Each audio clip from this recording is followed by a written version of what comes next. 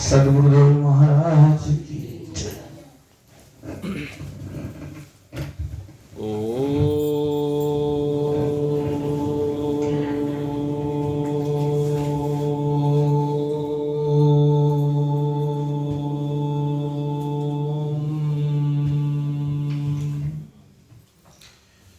शांति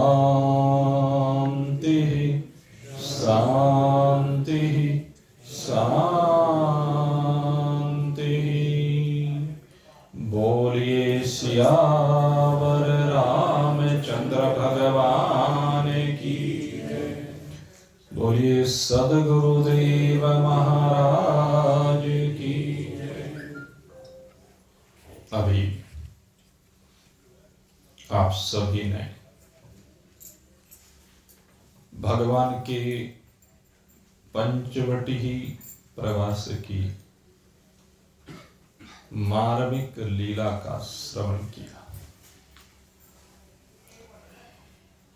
कल भगवान चित्रकूट में संतों को, मुनियों को प्रसन्न करते हुए, उनके ऊपर कृपा करते हुए चित्रकूट से पंचवटी की ओर बढ़े थे और रास्ते में सरभंग ऋषि के आश्रम में भगवान उनके ऊपर कृपा करने के लिए गए। भगवान अत्रि ऋषि के आश्रम में गए, जहां माता अनुसुईया ने माता सीता को पतिव्रत धर्म की शिक्षा दी और यहां पर सीता जी को ऐसे वस्त्र प्रदान किए जो कभी मैले नहीं हो सकते थे। माता अनुसुईया ने, और जब पंचवटी की ओर भगवान बढ़े तो रास्ते में संतों ने रावण के अत्याचार के संदर्भ में चर्चा की और वहीं पर एक विराग नाम का जो राक्षस था उसका भी भगवान ने बीच में उद्धार किया, उसकी भुजाओं को काट करके। तदुपरांत पंचवटी में वास किया और पंचवटी में वेश बदल कर ये शूर्पणखा आई। मायावी शूर्पणखा। भगवान ने प्रेरित किया लक्ष्मण जी को और लक्ष्मण जी ने नाक कान उठते काटे। फिर खरदूषण को लेकर आई तो खरदूषण के साथ इतनी बड़ी सेना आई कि भगवान ने वहां पर अपना दिव्य रूप प्रकट किया और वो आपस में लड़ लड़ करके मर गए।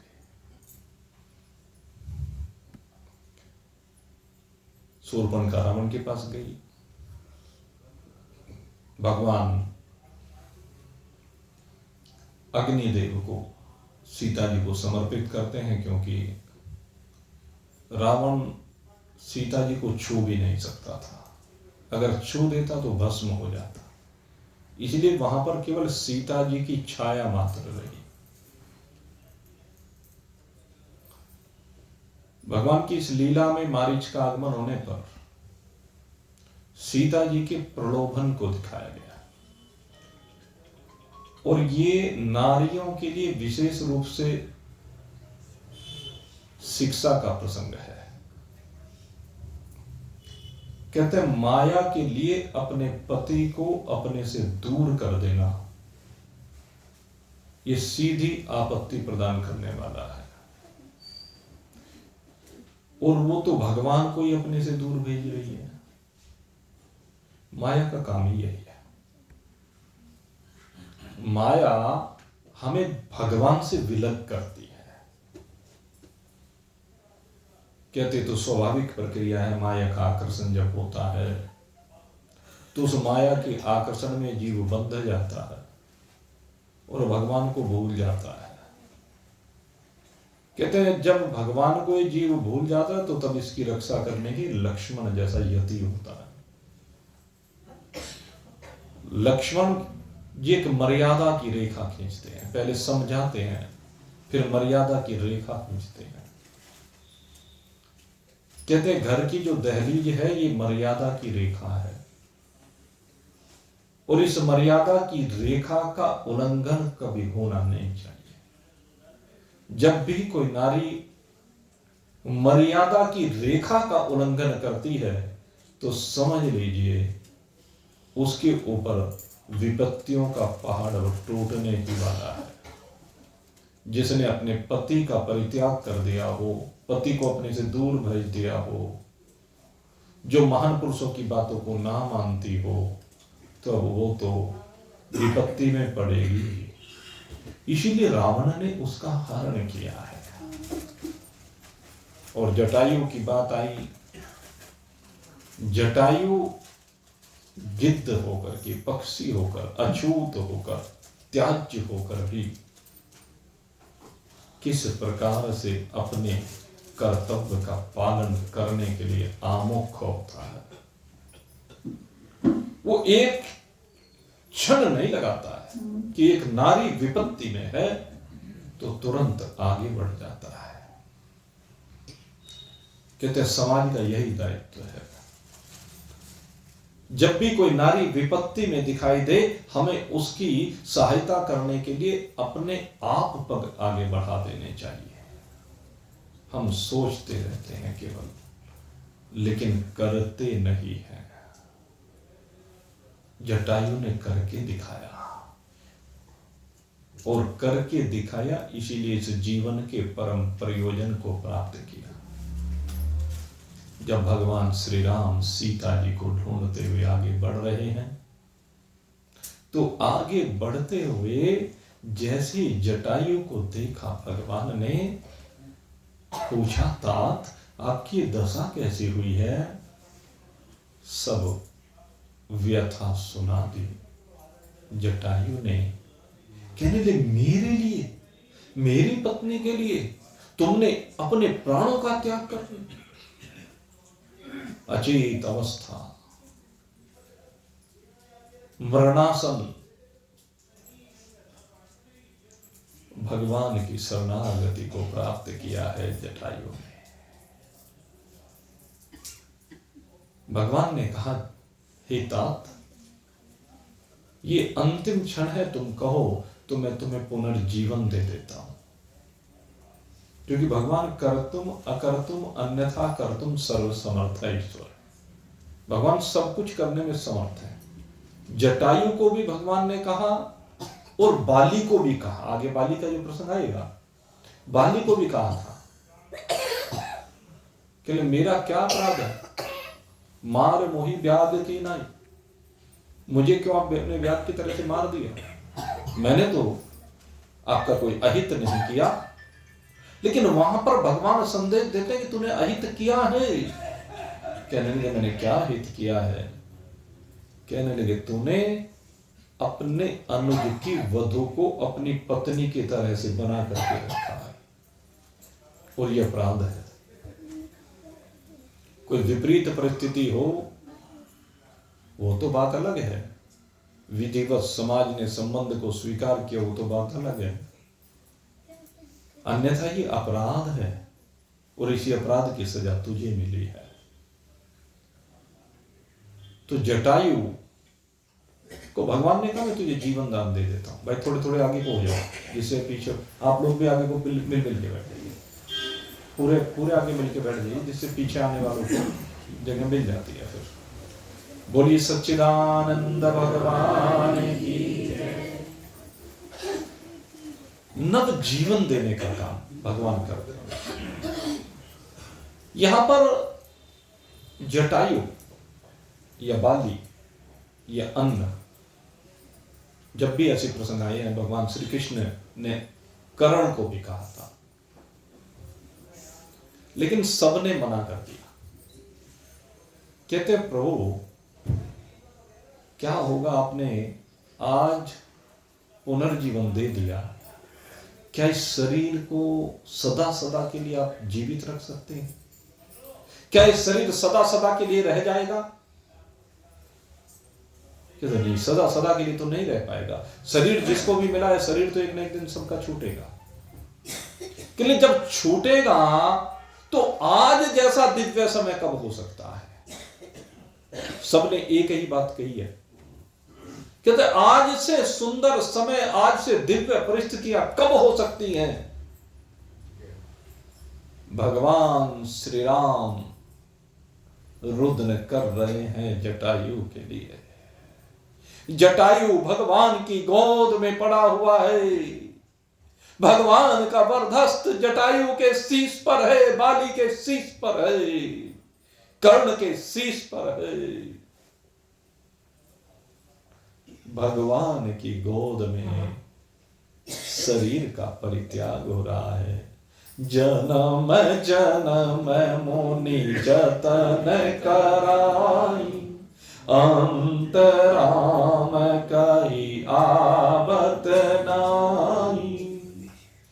कहते जन्म जन्म मुनि लोग यत्न कराते हैं, अनेक साधनाएं कराते हैं, अनेक पूजा पाठ किए जाते हैं, लेकिन अंत काल में भगवान का नाम तक मुख से नहीं निकल के देता है। और आज साक्षात ऐसा दिव्य सौभाग्य मुझे मिला है कि राम के नाम की बात नहीं, स्वयं राम की गोद में मैं पड़ा हुआ हूं, राम जी का वरदहस्त मेरे शीश पर है। इस दिव्य गति की कल्पना कोई की नहीं जा सकती है। हे राम, अब मांगू भी तो तुमसे क्या मांगो, लेकिन बेटा अगर यदि देना ही चाहते हो तो एक काम मैं चाहता हूं, पशु पक्षियों के शरीर यूं ही पड़े रह जाते हैं, यूं ही गिद्ध कौवे खाते हैं, बस मैं ये चाहता हूं मेरे शरीर की दुर्गति ना हो। मैं चाहता हूं कि आप मेरे शरीर का अंतिम संस्कार विधि पूर्वक अपने पिता की तरह से कर देना। तुम अपने पिता का तो नहीं कर पाए, लेकिन अगर यदि पिता का संस्कार जिस विधि से होता है उसी तरह से कर देना, बस मैं तो एक यही बात चाहता हूं। और ये कह करके जटायु भगवान की गोद में ही भगवान के सन्मुख भगवान के लोक की ओर गमन करता है। वो गति मिलती है जो महाराज दशरथ को मिली है, और भगवान ने जटायु का संस्कार अपने हाथों से किया है। ये दिव्य सौभाग्य जटायु को मिलता है। और उसके बाद भगवान सीता जी की खोज में आगे बढ़ते चले जाते हैं, आगे बढ़ते जाते हैं, बढ़ते जाते हैं, और आगे बढ़ते बढ़ते सीता जी के को जब ढूंढ रहे हैं, कभी पशुओं से पूछते हैं, कभी पक्षियों से पूछते हैं, कभी पत्तों से पूछते हैं, कभी डालियों से पूछते हैं, हे खग मृग हे मधुकर श्रेणी तुम देखी सीता मृग ने। पक्षियों से बारंबार पूछते, मृगों से पूछते, ऐसे लग रहे हैं। कहते भूमिका ऐसी होनी चाहिए, एक ज्ञानी की भूमिका ऐसी होनी चाहिए, संसार में तो रहता हूं पर तलबगार नहीं हूं। संसार में रहता है तो संसार में संसार की तरह से रहे, जब परिवार में रह रहा है तो परिवार की तरह से रहे, और सन्यासी बनकर रह रहा है तो सन्यासी की तरह से रहे। जिस भूमिका में है उसी भूमिका का भली प्रभाव से निर्वहन करे, यही ज्ञानी की स्थिति होती है। सीता जी के विरह में जैसी स्थिति काम प्राणी की होती है अपनी पत्नी के विरह में, उसी प्रकार भगवान भी लीला कर रहे हैं। अंदर से तो ब्रह्म है, लेकिन बाहर से एक दुखी पीड़ित पति है। और यूं ही विचरण करते करते करते ढूंढते ढूंढते पहुंच गए मतंग ऋषि के आश्रम। वो मतंग ऋषि जिनके शिष्या एक भिलनी है, और ये भिलनी न जाने कब से प्रतीक्षा कर रही है। बहुत लंबा समय व्यतीत हो गया है, जन्म जन्म की प्रतीक्षा है, जन्म जन्म की साधना है। पूर्व जन्म की साधना एक महारानी के रूप में, महारानी के पद की एक मर्यादा, जिसके कारण से संतों का दर्शन भी छिप कर करती है, संतों का सत्संग का सौभाग्य नहीं मिलता है। लेकिन अंतमतः सुगता के कारण से वर्तमान में जो जन्म मिला तो एक भील के यहाँ मिला, और वहां भी जब विवाह के अवसर पर एक पशु को लाया गया और उसको ला करके बारातियों के लिए भोजन तैयार करने की बात है। कहने लगे मेरे लिए कि मेरे प्राणी के प्राणों को लिया जा रहा है। कहने नहीं, मुझे ये स्वीकार नहीं है। विवाह की बजाय दौड़ पड़ी जंगल में और पहुंच गई उस दिव्य स्थल पर जिसको कहते थे पंपा सरोवर। और पंपा सरोवर के पास बेर की झाड़ियों में छिप करके रहती है। उसने देखा कि संत इधर से आते हैं जाते हैं तो रास्ते को साफ कर देती है। और ऐसी एक दिन उनके आने का जब समय हुआ तो नींद लग गई, लेकिन जब वो चले गए पंपा सरोवर पर स्नान करने के लिए तो पुनः वो सफाई कर रही थी। उधर से संत आए, उन्होंने देखा कौन सफाई कर रही है। कहने तो रोज रास्ते को साफ कर देती है। कौन है तू? कि मैं एक भीलनी हूं। कहने अरे भीलनी, तूने तो हमें अपवित्र कर दिया। भील जाति में जन्म लेकर के तू यहां हमारा रास्ता साफ कर रही है। मतंग ऋषि कहने लगे तो रास्ता साफ कर रही है, एक सुगता का कार्य कर रही है, तुम्हारे रास्ते के कंटक दूर कर रही है और तुम इसे अछूत मान रहे हो। कहने लगे क्या कह रहे हो मतंग, तुम जानते नहीं कि मैं सब कुछ जानता हूं। कहते इसको मैं स्वीकार करता हूं। मतंग ऋषि ने अपनी बेटी के रूप में स्वीकार किया है। और ये भीलनी तब से मतंग ऋषि की आश्रम पर रहती है और वहां पर बस राम राम राम करती है। दिव्य सत्संग दिया है, ब्रह्म ज्ञान का उपदेश दिया है इस भीलनी को मतंग ऋषि ने। और जब मतंग ऋषि इस धराधाम को त्याग कर जाने लगे तो आशीर्वाद दिया है कि मुझे तो राम नहीं मिल पाए, लेकिन तुझे जरूर मिलेंगे। और उसी दिन से प्रतीक्षा करती है, बस रामा रामा रटती है, राम को पुकारती है कि हे राम आ जाओ, हे राम आ जाओ। मेरे गुरुदेव ने कहा है आप जरूर आएंगे, आपके दर्शन होंगे, मैं पावन हो जाऊंगी। प्रभु कृपा करो, कृपा करो। रोज सवेरे वन में जाकर रास्ता साफ कर आती है, अपने प्रभु की खातिर वन से चुन चुन करके फल लाती है।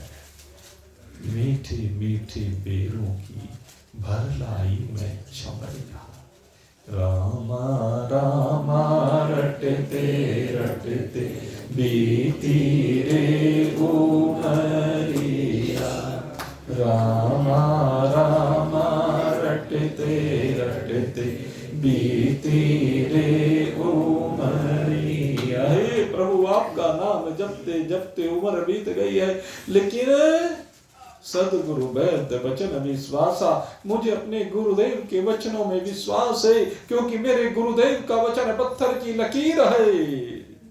आप आएंगे जरूर, लेकिन प्रभु इतने तड़पाते क्यों हो, इतने तरसाते क्यों हो? हे राम तुम्हारे दर्शन के ही मैं वन में जीवन पालूं रे। इस वन में मैं अकेली यहाँ पर अपने इस जीवन की नैया को आगे बढ़ा रही हूं। प्रभु मुझको दर्शन दो, प्रभु मुझको दर्शन दो जा। हे दयानिधि मुझको दर्शन दीजिए, हे कृपालु मुझे दर्शन दीजिए। हम मुझसे रहा नहीं जाता है, जैसे एक मछली तड़पती है जल के बिना, ऐसे सदरी तड़प रही है, बारंबार भगवान को पुकार रही है। उसके रोम रोम से राम राम राम महामंत्र की गूंज सर्वत्र निकल करके फैल रही है। सर्वत्र वातावरण राममय हो रहा है। जिधर भी देखे डाली डाली पत्ता पत्ता राम राम बोलता है। उसके रोम रोम से निकलने वाली ये राम नाम की धुनी न जाने किस किस को आनंदित कर रही है। वायुदेव संपर्क में आते हैं तो वायुदेव आनंदित होकर के नाचने लगते हैं। जो भी संत सुनता है वो नाचने लगता है। और होते होते अब ये राम नाम की धुनी पहुंची भगवान के कानों में। भगवान ने सुना, ये कौन है जो मुझे पुकार रहा है, ये कौन है जो मेरे दर्शन का अभिलाषी है। चलो लक्ष्मण उस दिशा में चलते हैं, देखो कोई प्रतीक्षा कर रहा है हमारी। ऐसा लगता है कोई हमारा बहुत प्यारा है। मुझे तो लगता है कि कोई माँ बुला रही है, एक माँ अपने बेटे को पुकार रही है। और राम जी दौड़ पड़े हैं, जल्दी जल्दी चलो लक्ष्मण, देखो वो भाव विहल हो रही है, वो बहुत बेचैन हो रही है। उसकी आज बेचैनी को समाप्त करना है, आकुलता व्याकुलता को आज समाप्त करना है, उसकी प्यास को आज बुझाना है। मैं उस माँ की गोद में आज बैठना चाहता हूँ। लक्ष्मण आओ जल्दी चलो।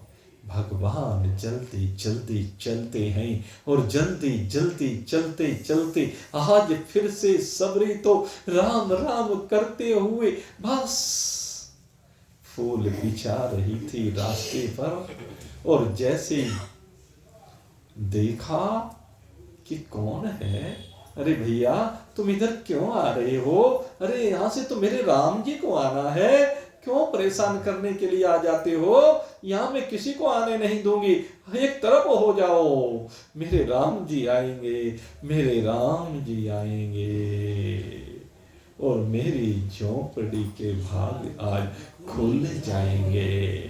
राम आएंगे आएंगे राम आएंगे, राम आएंगे तो मैं इस कुटिया को सजाऊंगी, राम आएंगे उनके चरणों में मस्तक नवाऊंगी, राम आएंगे उनको मीठे मीठे बेर में खिलाऊंगी, मेरे राम आएंगे तो मैं राम को आज वो स्नेह दूंगी, वो प्रेम दूंगी। आज राम के लिए रोए जा रही है, रोए जा रही, इसलिए कहती है अरे चले जाओ, मुझे परेशान मत करो, मेरे राम आएंगे। सबरी कहे जा रही है, भगवान कहते हैं माँ। और जैसे ही माँ कहा भगवान ने सबरी को, सबरी ने अब आंखें ऊपर उठा करके देखा है, सामने धनुष बाण लिए हुए दो तपस्वी राजकुमार दिखाए हैं। और जैसे उनको देखा है, गोर वर्ण के लक्ष्मण जी हैं, श्याम वर्ण के मेरे राम जी हैं। और उनको देखते ही सबरी कहने लगी मेरे राम आए हैं, मेरे राम आए हैं, मेरे राम आ गए हैं, आ गए हैं मेरे राम, तुम आ गए, आओ आओ मेरे राम आओ, स्वागत है आपका। माँ बड़ी भूख लगी है, माँ बहुत समय हो गया कुछ खाने को नहीं मिला, आज ये पेट भोजन मांग रहा है, आओ बेटा। हाँ सबरी जो बेर लेकर के आई है, कहने लगे मीठे मीठे बेर मैं राम को खिलाऊंगी, राम आएंगे तो मीठे मीठे बेर मैं राम को खिलाऊंगी। सोच करके रोज बेर लाती थी, आज राम जी आ गए तो ये दिव्य अवसर मिला है और इस अवसर का पूरा लाभ आज उठा रही है। अब एक एक बेर को उठाया और उठाने से पहले चखा है, एक एक बेर को चखती है, देखती है कि मीठा है कि नहीं है। लेकिन जब चखती है तो हर बेर मीठा हो जाता है। राम जी कहते माँ तेरी जीभ का स्वाद इसके साथ जुड़ गया है, तेरा अधरामृत इसमें प्रविष्ट हो गया है। आज ये बेर खाकर के ऐसा आनंद आ रहा है, ऐसा आनंद तो माँ कौशल्या के हाथ से जब वो राजसी भोजन किया करता था, 56 भोग लगाया करता था, तब भी वो आनंद नहीं मिलता था। माँ आज मैं तृप्त हो रहा हूँ, आज वास्तव में मेरी भूख निवृत्त हो रही है, आज तू जो अपने हाथ से मीठे मीठे बेर मुझे खिला रही है, भगवान खाए जा रहे हैं, सबरी खिलाई जा रही है। भगवान बीच बीच में लक्ष्मण को भी देते, लक्ष्मण देखो ये कितना मीठा बेर है, सबरी का झूठा बेर राम जी ने चखा, लक्ष्मण को दिया। लेकिन लक्ष्मण कहते अरे इस भिलनी के झूठे बेर भगवान खा रहे, और पीछे फेंकते जाते हैं, और जो पीछे फेंके वो बेर जाकर के गिरे हैं द्रोणागिरी पर्वत पर, और यही द्रोणागिरी पर्वत पर संजीवनी बने हैं। अरे माँ के प्रेम को लक्ष्मण इस तर्क बुद्धि से नहीं जाना जा सकता। माँ का प्रेम तो अद्वितीय होता है, माँ का प्रेम तो अलौकिक होता है, माँ का प्रेम तो अमृतमय होता है। वो अपने बालक को अमृत पिलाती है। वो तो वही जान सकता है जो माँ के दिल का टुकड़ा होता है और माँ के हृदय को जान जाए। राम जी से बेहतर कौन जान सकता है? राम जी सबरी के हृदय को जानते हैं, एक माँ के हृदय को जानते हैं, क्योंकि मेरे राम सारे जगत की माँ भी हैं, पिता भी हैं। इसलिए आज सबरी के प्रेम की धारा में बहे जा रहे हैं। और आप सबरी बेर खिलाते खिलाते खिलाते जब बेर समाप्त हो गए, राम जी कहने लगे माँ बड़ा आनंद आया, मैं ऐसी तृप्ति कभी भी अनुभूत नहीं कर पाया जैसी आज अनुभूत की है। माँ बोल क्या चाहती है? कहते बेटा कुछ नहीं चाहिए, अब तुम आ गए हो, अब क्या चाहिए? बस मैं तो तुम्हारी प्रतीक्षा में इन प्राणों को रोके हुए बैठी थी, बस अब इन प्राणों को छोड़ना चाहती हूं। सबरी जब प्राणों को छोड़ना चाह रही है, भगवान कहते हैं हे माँ, आज मैं तुझे वो दिव्य अपनी अलौकिक भक्ति प्रदान कर रहा हूं, जो भक्ति किसी बिरले को मिलती है, और इस भक्ति से ही मेरे स्वरूप का बोध प्राप्त किया जाता है। जिसके जीवन में ये भक्ति आ जाएगी उसे निश्चय ही मेरा स्वरूप प्राप्त हो जाएगा। इसलिए आज ये भक्ति मैं तुझे प्रदान कर रहा हूं। और भगवान स्वयं नवधा भक्ति सबरी को प्रदान कर रहे हैं। प्रथम भगति संतन कर संगा, दूसरी रति मम कथा प्रसंगा, गुरु पद पंकज सेवा, तीसरी भक्ति अमान, चौथी भगति मम गुण गम, करहि कपट तज गान, मंत्र जाप मम दृढ़ विश्वासा, पंचम भजन सुवेद प्रकाशा, छठदम शील बिरति बहु कर्मा, निरत निरंतर सज्जन धर्मा, सातव सम मोहि मैं जग देखा, मोते अधिक शांत कर लेखा, आठव जथा लाभ संतोष मम भरोसे, आठव जथा लाभ संतोषा, सपनऊ नहीं देखे पर दोषा, नवम सरल सब सन छलहीना, मम भरोसे ही हरस न दीना, मम भरोसे ही हरस न दीना, सन्मुख होय जीव मोह जबहि, जन्म कोटि अगना सहित बही,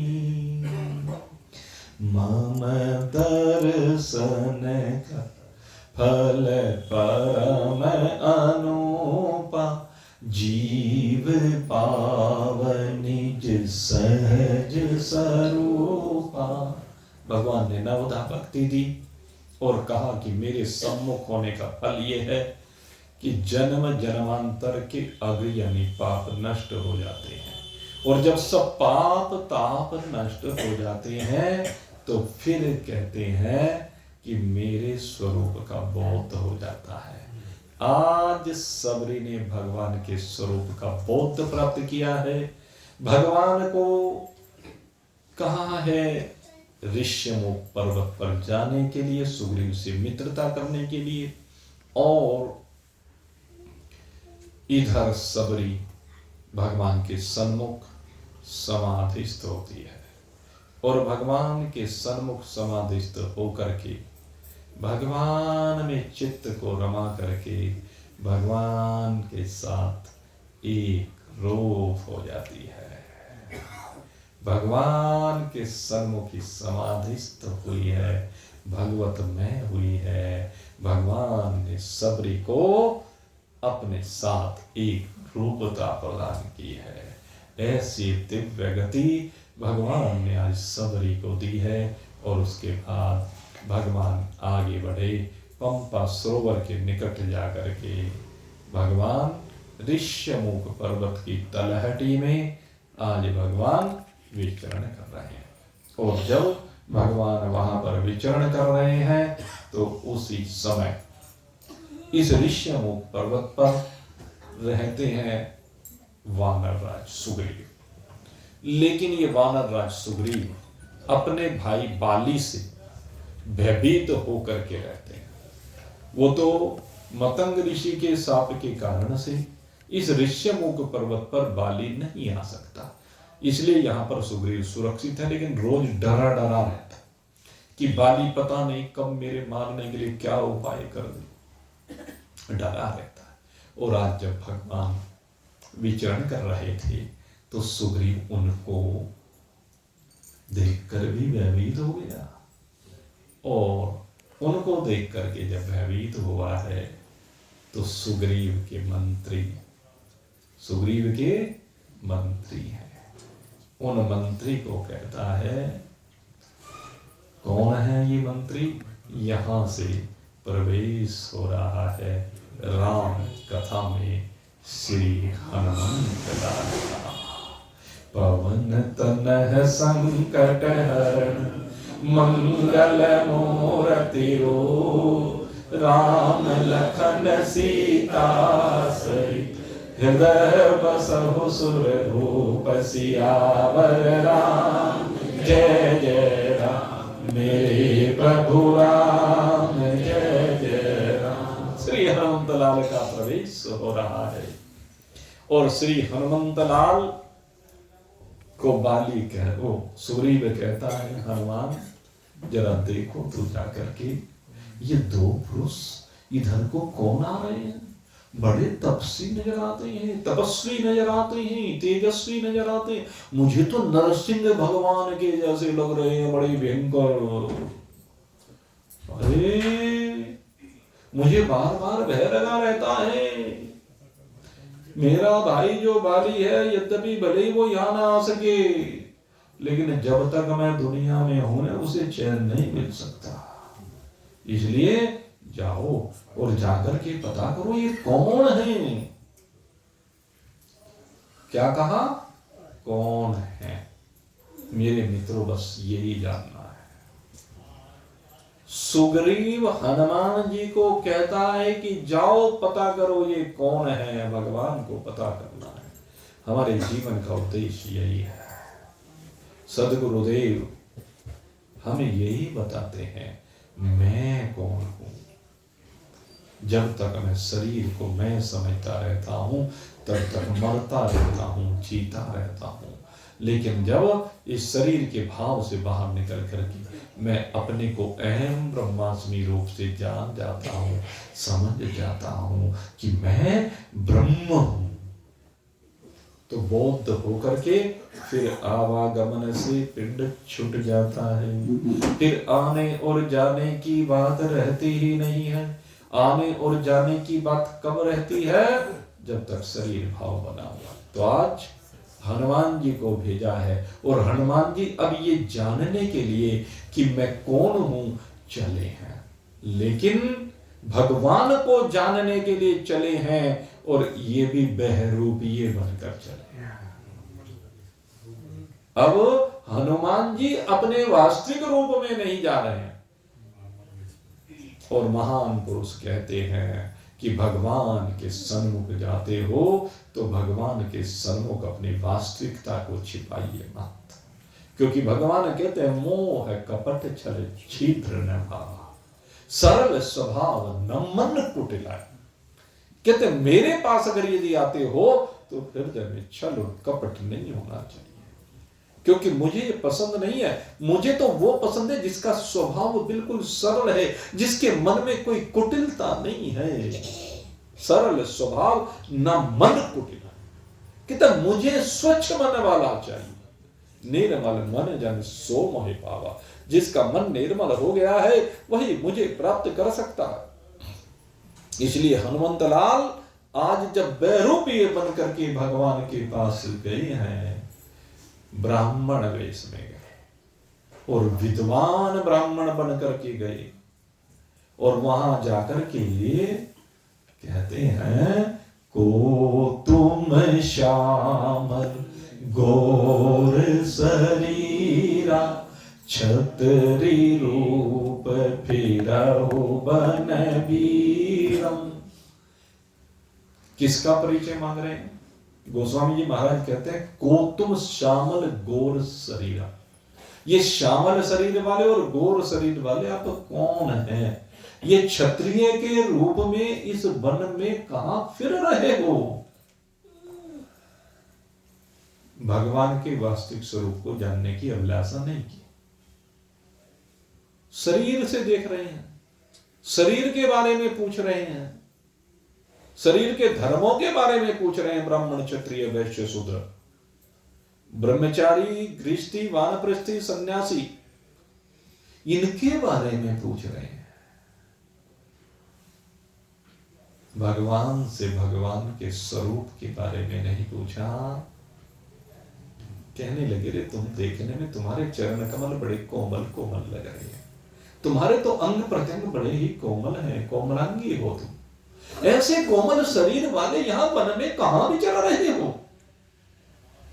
ये भयंकर धूप, आंधी तूफान वर्षा, अरे ये कहां घूम रहे हो? जरा अपना परिचय तो दो। भगवान ने देखा छिपा रहे हैं, मेरे से रूप को छिपा रहे हैं।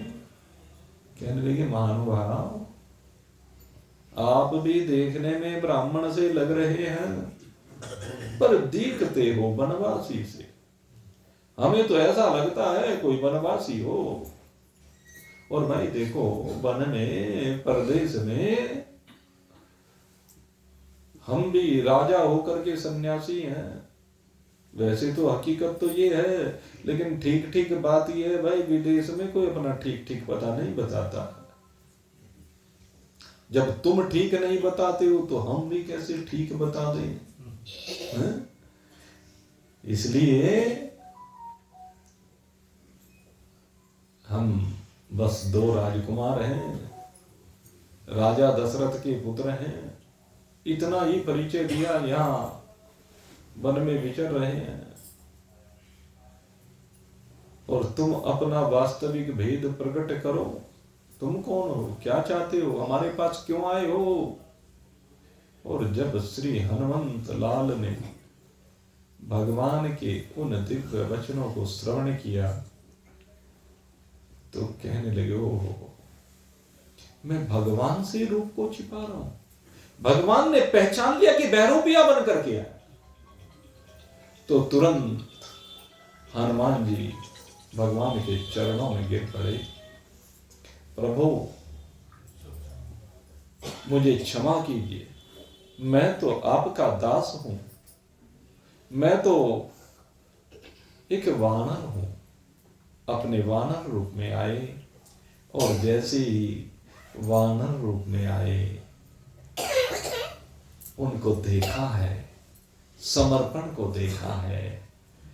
भगवान ने उनको जब इस तरह से समर्पित होकर के अपने चरणों में पड़े हुए देखा है, तो कहते हैं उस समय भगवान उठाते हैं श्री हनुमंत लाल को, और हनुमंत लाल को उठा करके अपने हृदय से लगाते हैं।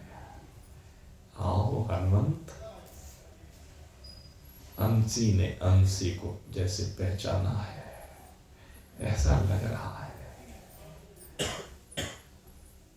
और उठा करके भगवान ने कहा है, हनुमान ते मम प्रिय लक्ष्मण से दूना। हे हनुमान, बहुत दिनों बाद मिले हो, आज बड़े लंबे अंतराल के बाद तुम्हारे से मिलन हुआ है।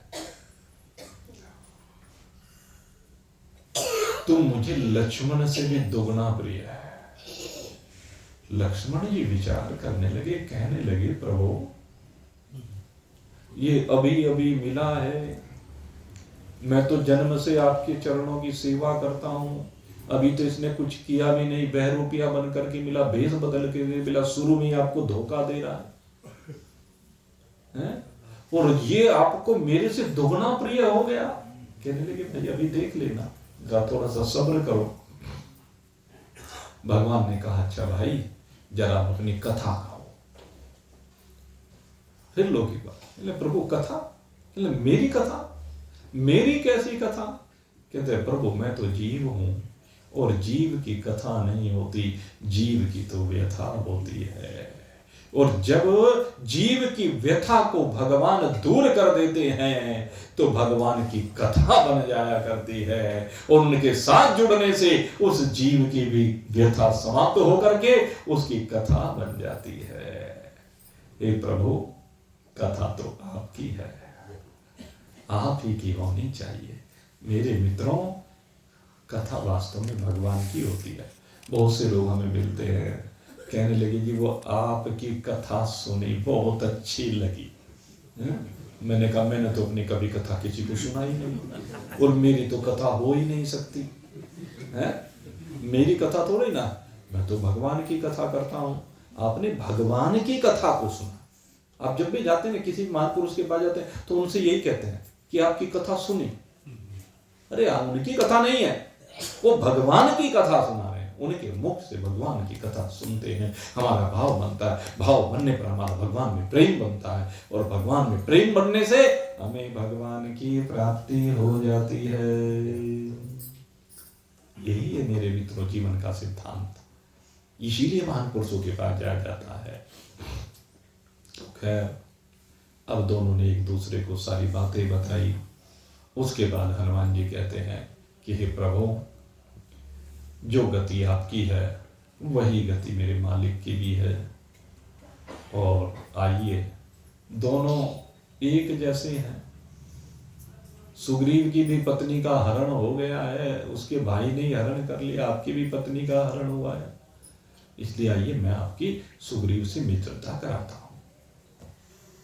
कहने लगे, ठीक है भाई, ये बड़ा ऊंचा पर्वत है, अब इस पर्वत पे ऊपर जाना पड़ेगा। कहने लगे, हाँ प्रभु, वो ऊपर पर्वत पर ही रहता है। कहने लगे, कोई बात नहीं भाई, चलेंगे, लेकिन बहुत थके हुए हैं। कहने लगे, प्रभु आप क्यों चिंता करते हैं, आइए प्रभु। और भगवान के सन्मुख हनुमंत लाल बैठ जाते हैं, और जैसे ही हनुमान जी बैठते हैं, अपना हाथ आगे बढ़ाते हैं, पौड़ी बन जाती है और भगवान हनुमान जी के कंधे पर विराजमान हो जाते हैं। उधर दूसरी तरफ दूसरा हाथ बढ़ाया, लक्ष्मण जी के लिए पौड़ी तैयार की, लक्ष्मण जी दूसरे कंधे पर विराजमान हुए और भगवान का नाम लेकर के पवन पुत्र पवन से बातें करते हुए ऊपर उड़ना प्रारंभ हो जाता है, पहाड़ पर चढ़ना प्रारंभ हो जाता है। राम जी मुस्कुराने लगते हैं, लक्ष्मण को कहते हैं, लक्ष्मण तुम्हारे प्रश्न का जवाब मिला कि नहीं मिला? कहने लगे क्या? कहने मैंने कहा था तय मम प्रिय लक्ष्मण ते दूना, अब तू देख ले तेरे से दूना है कि नहीं है। कहने लगे कैसे? कहने लगे तू किसको धारण करता है? कहते जी आपको। और ये किसने किसको धारण किया है? कहने लगे तुझे भी धारण किया और मुझे भी धारण किया है, तो तेरे से दूना है कि नहीं है? जरा विचार कर।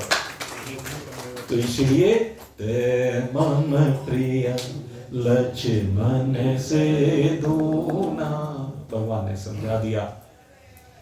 खैर फिर आगे सुग्रीव से मित्रता हुई और सुग्रीव से जब मित्रता हुई तो सुग्रीव कहता है कि प्रभु एक दिन मैंने देखा था एक असुर विमान में यहां से एक स्त्री का हरण करके ले जा रहा था, और जब वो स्त्री का हरण करते हुए लेकर के जा रहा था वो चिल्ला रही थी, रो रही थी, और उसने रोते रोते कुछ आभूषण नीचे डाले।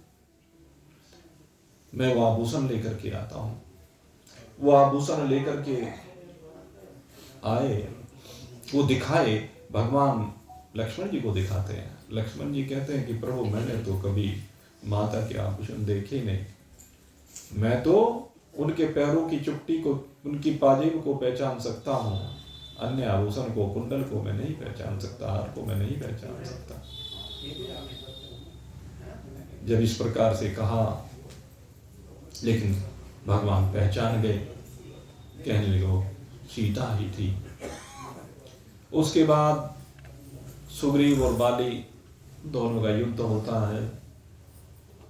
पहली बार तो भगवान बाली को कुछ नहीं कहते, पीठ छित करके आ जाता है, लेकिन दोबारा फिर भगवान अपनी एक कंठ की माला उसे पहनाते हैं। उस कंठ की माला को पहन करके वो जाता है और इस बार भगवान एक पेड़ की आड़ से बाली को एक बाण मारते हैं और उस बाण के मारने से बाली मरणासन अवस्था में पड़ा हुआ है, भगवान की शरण को अंत में प्राप्त होता है और जाते जाते अपने पुत्र अंगद को भगवान को सौंप कर चला जाता है। बाली अपने पुत्र अंगद को भगवान को सौंपता है, भगवान उसको स्वीकार करते हैं, किष्किंधा का युवराज बनाते हैं। बरसात आती है, 4 माह विश्राम किया जाता है और उसके बाद सीता जी की खोज के लिए भेजे जाते हैं और सीता जी की खोज में सब वानर अलग अलग दिशा में निकलते हैं। चलते हुए श्री हनुमंत लाल को भगवान अपनी मुद्रिका देते हैं, क्योंकि भगवान जानते हैं कि हनुमान ही खोज कर सकते हैं, क्योंकि राम काज करिबे को आतुर, सबसे ज्यादा आतुर राम जी के कार्य को करने के लिए हनुमंत लाल ही है और उन्हीं के ऊपर भगवान को भी विश्वास है कि यही करेगा, क्योंकि भाव को जानते हैं और फिर शक्ति सामर्थ्य को भी जानते हैं, क्योंकि रुद्रावतार है। सागर के तट पर पहुंचे, संपाति से भेंट हुई। संपाति ने बताया कि सामने 100 योजन दूर अशोक वाटिका में सीता जी बैठी हुई हैं, अशोक वृक्ष के नीचे। लेकिन जाए कौन, समुद्र को पार कौन करे? अब किसी में इतनी सामर्थ्य नहीं है कि समुद्र को पार कर सके। सब अपनी अपनी सामर्थ्य कहते हैं, लेकिन कोई भी ये नहीं कह पाता कि मैं समुद्र को पार कर जाऊंगा। अंगद कहता है कि मैं जा तो सकता हूं, लेकिन आने में संदेह है। आखिर में जामवन जी कहते हैं मैं बूढ़ा हो गया हूं, लेकिन हनुमान तुम क्यों चुप हो? कि मैं क्या कर सकता हूं? कि जगत में ऐसा कौन सा काम है जो तुम ना कर सकते हो? सब काज तुम ही कर सकते हो हनुमंत लाल। और जब ये कहा तो ये कहते ही हनुमान जी को उनकी शक्ति का स्मरण कराया। और जब शक्ति का स्मरण कराया तो शक्ति का स्मरण कराने पर हनुमान जी को अपनी वो बाल काल वाली शक्ति याद आ गई जो ऋषि के हिसाब से भूले हुए थे। और उसी समय चट्टान के ऊपर चढ़े और जैसे ही चट्टान पर चढ़े हनुमान जी का शरीर पर्वताकार हो गया। और जैसे ही पर्वताकार शरीर हुआ उन्होंने भगवान के नाम का जयकारा लगाया, जय जय श्याम। और ये कहते ही उड़ गए पवन के वेग के साथ। पवन पुत्र आगे बढ़ने लगे। देवताओं ने परीक्षा लेने के लिए सुरसा को भेजा। सुरसा की परीक्षा में सफल हुए और एक सिंहिका वो परछाई को पकड़ लेती थी वो मिली, उसका वध किया। और उसके बाद पहुंचे श्री हनुमंत लाल लंका में। और लंका में जैसे ही पहुंचे, लंका में पहुंचते ही किससे भेंट हुई? लंकिणी से, जो लंका की रक्षा करती है। लंका की रक्षा करने वाली ये लंकिनी अब उससे भेंट हो जाती है। और जब उससे भेंट हुई उसने देखा है बानर कहां जाता। अब देखा तो अब हनुमान जी को क्रोध आ गया। और क्रोध आते ही हनुमंत लाल ने एक जोर का घूंसा दिया। और जैसे ही घूंसा लगा वो खून उगलती हुई नीचे गिरी। और जैसे ही नीचे गिरी एकदम ब्रह्मा जी का वचन स्मरण हो आया कि जब एक बानर के घूंसे से तू पछाड़ खा करके गिर पड़े, समझ लेना अब लंका के विध्वंस का समय, रावण का अंतिम समय निकट आ गया। उसको बोध हो गया और बोध होकर के वो हनुमान जी की शरण में चली जाती है। और हनुमान जी की महिमा का गुणानुवाद यहां कर दिया है। देखिए हनुमान जी एक संत है और संत किस प्रकार से इस आसुरी शक्ति को दैविक बनाते हैं। संतों की विशेषता यही है। जो ब्रह्मनिष्ठ ब्रह्म ज्ञानी महान पुरुष होते हैं, हमारे गुरुदेव जैसे महान पुरुष, वो क्या करते हैं? यही तो करते हैं, आसुरी शक्तियों को विनिष्ट करके दैविक शक्तियों का प्रादुर्भाव करते हैं, दैविक शक्तियों का जागरण करते हैं। और जिस समय हमारे अंदर दैविक शक्तियों का जागरण हो जाए, समझ लीजिए भगवान के मिलने से कोई रोक नहीं सकता। भगवान का मिलन निश्चित है। मेरे गुरुदेव ने सदा यही किया है। अब ये लंकनी को जो घूंसा लगाना है, ये अंदर बैठी हुई अविद्या को, माया को घूंसा लगाना है। ब्रह्म ज्ञान के घूंसे से ये जो लंकनी है वो खून उगलती हुई नीचे धरा पर जाकर के गिर जाए। और वो भी गिर करके जब उठे तो प्रशंसा करने लगे संत की। तात स्वर्ग अपवर्ग सुख धरहि तुला एक अंग, तुलनताही सकल मिली जो सुख लव सतसंग। ओ रामा जो सुख लव सतसंग। कहते हैं मुझे हे हनुमंत लाल आपने दिव्य सत्संग प्रदान किया है। और इस सत्संग की महिमा को मुझसे ज्यादा कौन समझ सकता है। एक आसुरी से दैविक भाव में आकर के मैं विराजमान हो गई हूं। हे गुरुदेव आपके चरणों में बारंबार प्रणाम है। हे गुरुदेव मेरा बारंबार प्रणाम है। गुरु जी को प्रणाम किया है, रास्ता दिया है। प्रभु से नगर कीजे सब काजा, हृदय राखी कौशल राजा। भगवान राम का स्मरण करते हुए पहुंचे हनुमान जी। और हनुमान जी जब पहुंचे, रात्रि के समय में पहुंचे। रात्रि के समय में जाकर देखते हैं तो लंका में सारे मंदिर दिखाई देते। कहते मंदिरों को देखा, कहने लगे अरे, कहते रावण की नगरी है, राक्षस नगरी है, लेकिन यहां तो सारे मंदिर ही मंदिर हैं। कहने चलो मंदिर में जाकर देखना चाहिए कि भगवान कहां बैठे हैं। भगवान के दर्शन करने चाहिए। मंदिर को देखने की इच्छा से, भगवान के दर्शन करने की इच्छा से श्री हनुमंत लाल मंदिरों में गए, लेकिन मंदिर में जाकर के क्या देखा कि रास रंग में डूबे हुए, भोग विलास में डूबे हुए हैं, सब भोग विलासों में डूबे हुए बैठे हुए हैं। और भोग विलास में डूबे हुए उनको जब हनुमंत लाल ने देखा, कहने लगे इस दुर्दशा को मेरे से देखा नहीं जाता। मंदिर मंदिर गए, लेकिन कहीं भी भगवान के दर्शन नहीं हुए। हर जगह पर रावण की पूजा होती है, राक्षसों की पूजा होती है, अभक्ष्य भोजन किया जाता है, शास्त्र विरुद्ध आचरण किए जाते हैं। और जब ऐसी दशा देखी, सारी रात विचरण करते रहे, लेकिन कहीं पर सीता जी का पता नहीं चला। प्रातः काल उठे तो उठ करके देखी एक कुटिया, और उस कुटिया में से सुनी आवाज राम राम की। और जब राम राम की आवाज सुनी, कहने लगे इस लंका में राम राम कहने वाला कोई कहां से आ गया। तो गए, देखा वहां पर विभीषण जी को, जो राम नाम की माला जपा करते थे, वो सदा राम का नाम लेते थे। उनको देख करके कहने लगे, अरे आप कौन है महानुभाव, असुरों में, अरे भक्तराज तुम कौन हो, यहाँ कैसे जीवन यापन करते हो। अरे रावण की सेवा में रह करके यहाँ राम की उपासना करते हो। अरे कैसे करते हो। कहते हैं भाई क्या बताऊं। कहते हैं जैसे 32 दांतों के बीच में ये जिह्वा रहती है, ऐसे ही ये दास विभीषण इन असुरों के बीच में रहता है। और जब ये कहा, कहने लगे चिंता मत करो, कपि बोले मुंह की 32। उन्होंने कहा ना 32 के बीच में जिह्वा।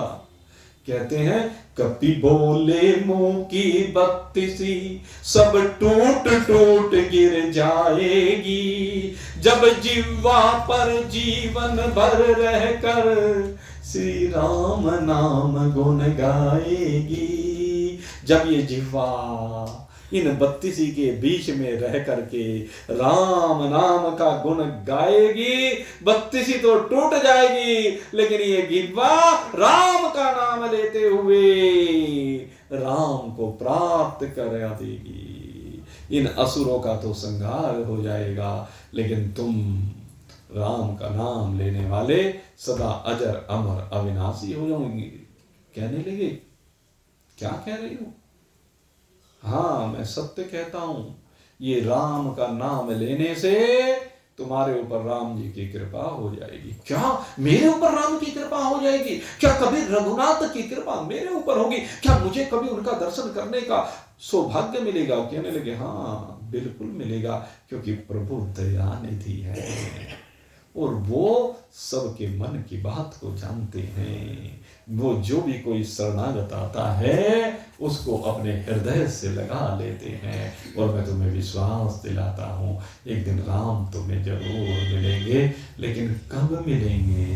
कहने लगे एक काम तुम्हें और करना पड़ेगा। कि क्या।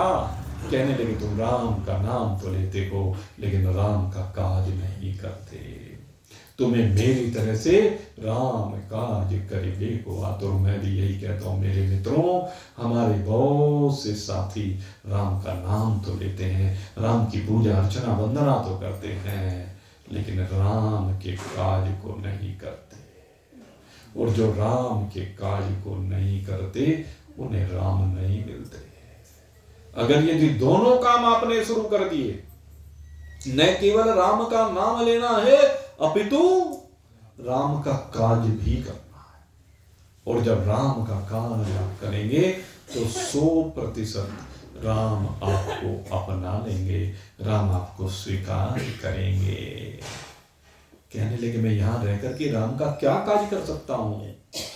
कहते हैं तुम रावण को हतोत्साहित करने का काम कर सकते हो, राम की महिमा रावण को सुना सकते हो।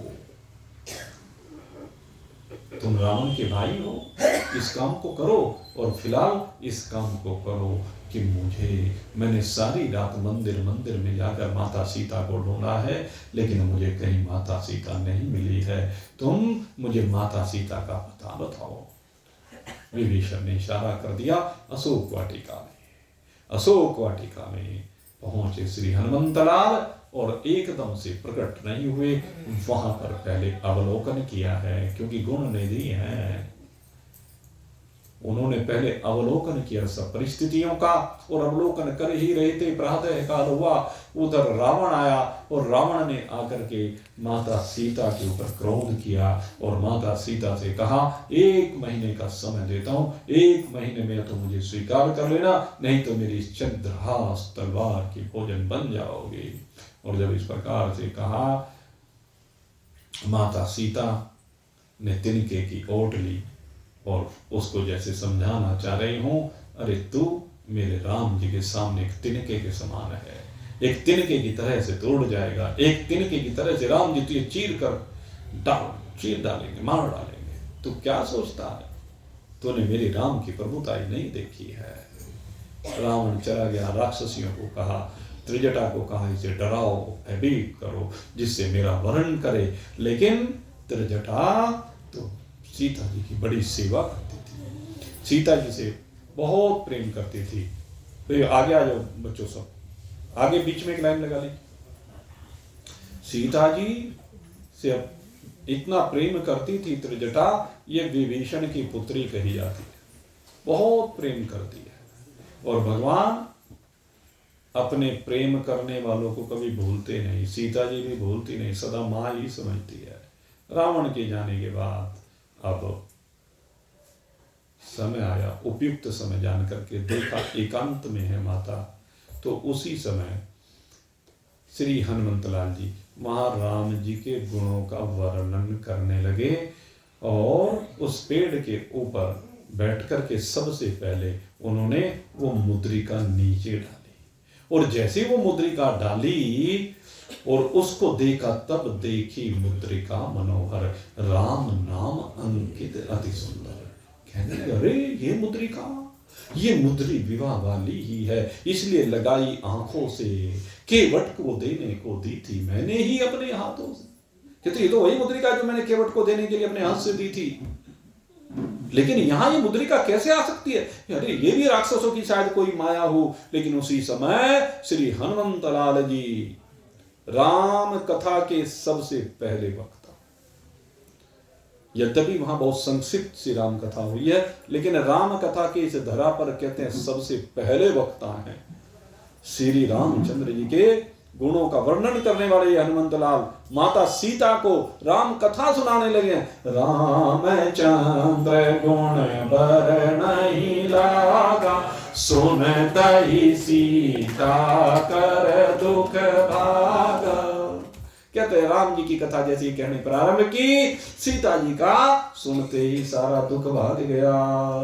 और उसके बाद उन्होंने कहा, हे माते, मैं आपको शपथ पूर्वक कहता हूं, आप संदेह मत कीजिए। छोटे से रूप में श्री हनुमंतलाल सामने आ गए, लेकिन संदेह कैसे न गए? कहेंगे तुम यहाँ कहां से राम का नाम लेने वाले आ गए? तो ये भी कोई राक्षसी माया, रावण की कोई माया है? नहीं माते, अब कहते हैं, और वो शब्द कहा जो केवल सीता जी को श्री राम कहा करते थे। माता सीता भगवान को कहा करती थी, उस करुणा निधि ने भेजा है, मैं उनकी सेवा में रहता हूँ।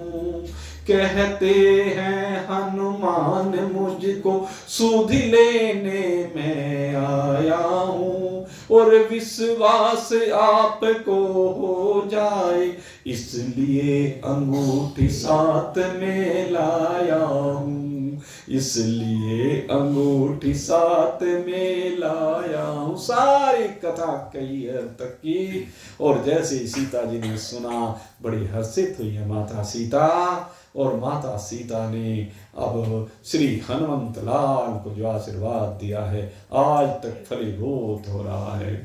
माता का आशीर्वाद यही हो जाओ अजर अमर बेटा, रघुनाथ तुम्हारे नाथ रहे, तुम रहो सदा अनुचर बेटा। श्री रामचरित के पृष्ठों में तेरा भी नाम महान हुआ, श्री रामचंद्र के साथ साथ तू भी प्रसिद्ध हनुमान हुआ। यदि कहीं राम मंदिर होगा तो राम दुलारा भी होगा, और सीता लक्ष्मण के साथ साथ ये हनुमत प्यारा भी होगा, ये हनुमत प्यारा भी होगा। हे हनुमान, आज मैं तुझे वरदान देती हूं, तूने मुझे इतनी दिव्य कथा सुनाई है, मेरे राम जी की सुधी आज तूने मुझे दी है।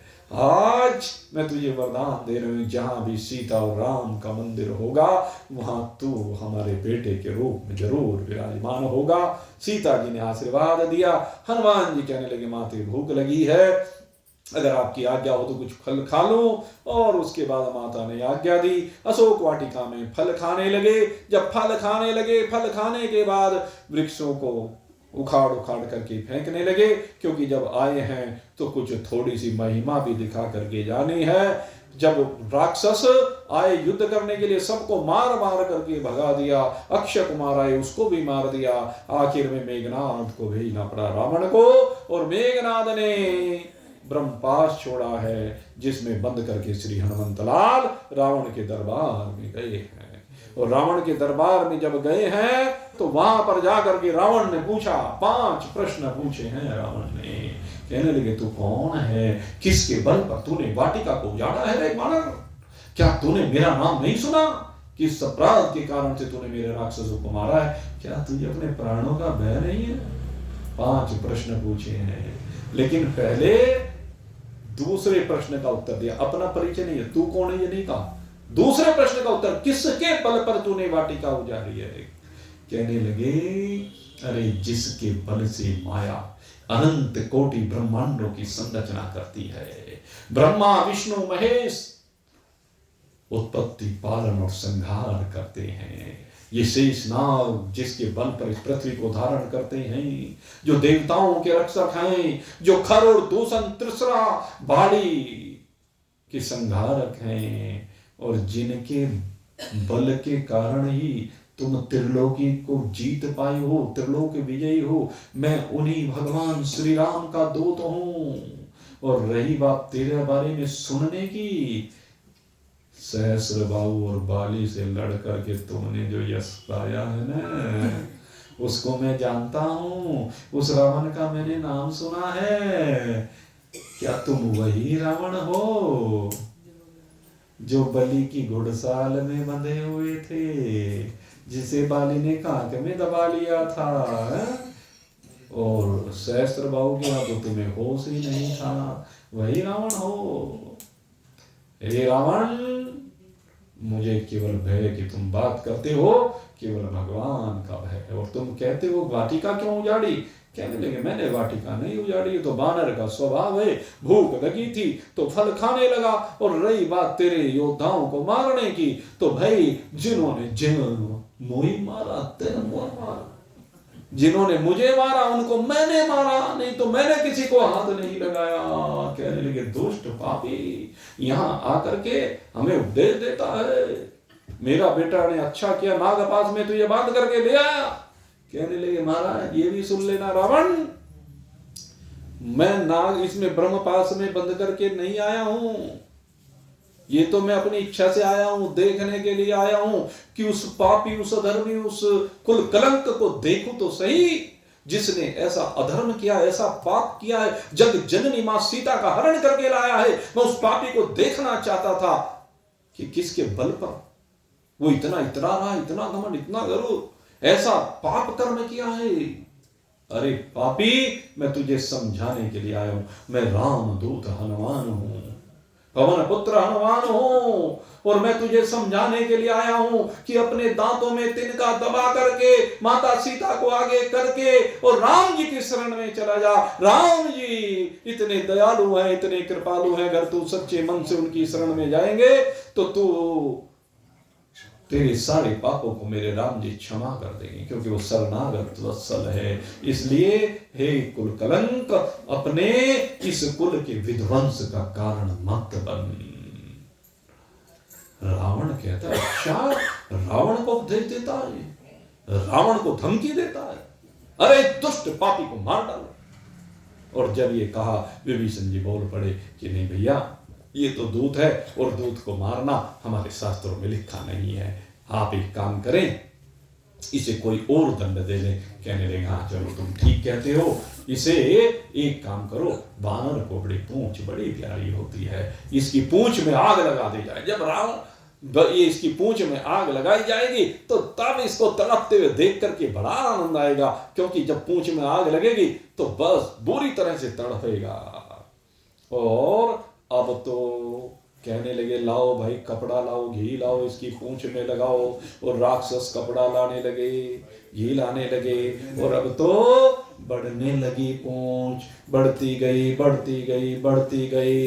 कहते हैं कि सारे लंका के जितने कपड़े थे, सब लोगों के जितने भी कपड़े थे, वो सारे कपड़े, सारे घी तेल सब ला करके पूंछ पर लपेट दिया गया। लेकिन हनुमान जी की पूंछ बढ़ती गई बढ़ती गई। आखिर जब कपड़े खत्म हो गए, तेल खत्म हो गए, तो आग लगा दी गई। और जब आग लगाई गई तो अब श्री हनुमंत लाल सर्वत्र लंका में विचरण करने लगे और उन मंदिरों को जलाने लगे। कौन से मंदिरों को? जिनमें राक्षस रहते थे।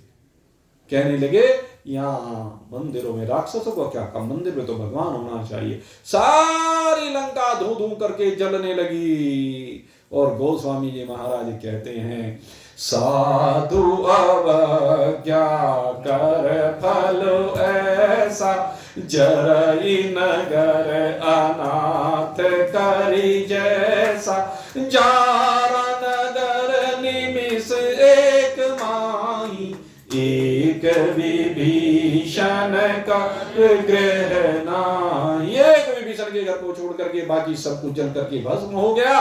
सारी लंका धू धू करके जलने लगी।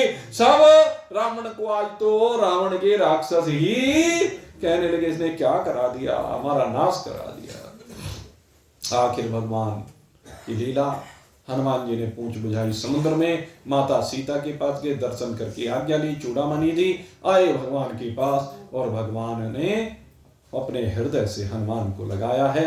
सीता जी का उन्होंने जब बताया कि अशोक वाटिका में मिल करके आए हूं, और उसके बाद तैयारी हुई आगे लंका प्रस्थान के लिए, और पहुंचे समुद्र के तट पर। समुद्र के तट पर समुद्र से रास्ता मांगा, समुद्र ने रास्ता नहीं दिया।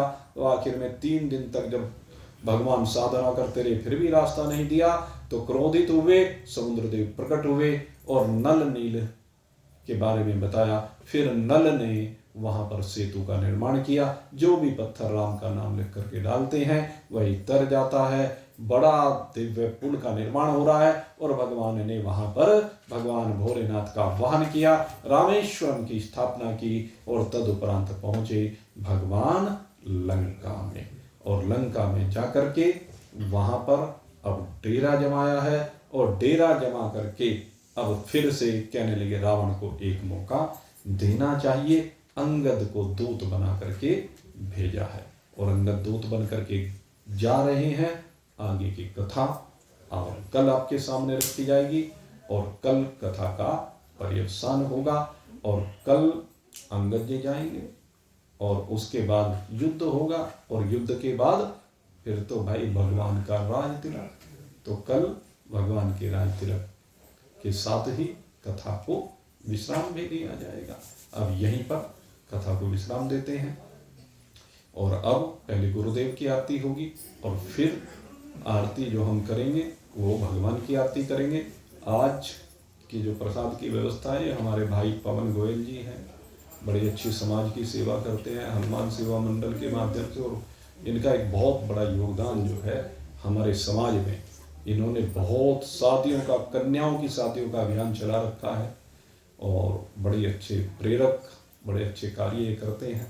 मैं भगवान से प्रार्थना करता हूँ कि सदा इनके ऊपर अपनी कृपा दृष्टि बना करके रखें, ऐसे शुभ कार्यों में सदा लगे रहें। और आइए आज आरती के लिए आप भी आगे आ जाएं पवन जी, अगर सहपत्नी आए हों तो उनको भी ले आएं, अच्छा लगेगा। अकेले आइए दोनों? अच्छा, कोई बात नहीं, आइए आइए, पहले इनका सम्मान करते हैं। आइए। सियावर रामचंद्र भगवान की जय।